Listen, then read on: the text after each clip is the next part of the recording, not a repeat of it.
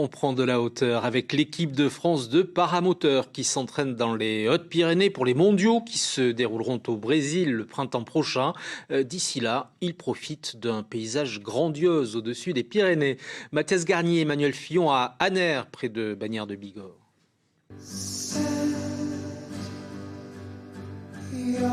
C'est un instant suspendu à une voile de 30 mètres carrés. Un moment d'apesanteur dans cet écrin d'air pur qu'offrent les Hautes-Pyrénées ce week-end. Un cadre de rêve pour un entraînement hors norme. Tout commence 500 mètres plus bas sur le plancher des Vaches. 14 pilotes de l'équipe de France de paramoteur préparent l'épreuve phare de la compétition. Le temps de manche, c'est 1 heure entre start point et finish point, plus ou moins 5 minutes. 1 heure pour survoler une quinzaine de cibles pointées sur cette carte en papier. Pas question de s'aider d'un GPS, une boussole suffit. La navigation doit se faire à vue. Si on fait la même chose en mettant un GPS, on n'a plus qu'à suivre la flèche et il nous dira où il faut aller.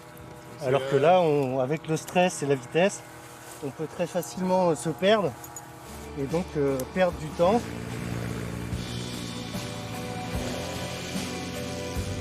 Une fois le chronomètre enclenché, c'est à près de 70 km/h que les compétiteurs suivent le parcours qu'ils ont défini. Hormis la vitesse, c'est aussi la précision de l'atterrissage qui est jugée. La discipline demande de l'agilité et une parfaite maîtrise de la mécanique.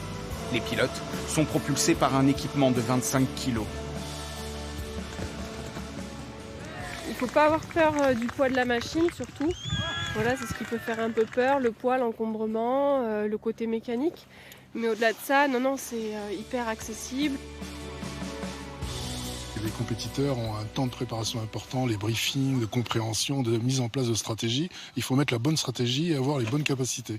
Donc je ne vous livre pas tout, mais l'idée c'est évidemment de bien se préparer et de gérer quelle que soit la situation en vol.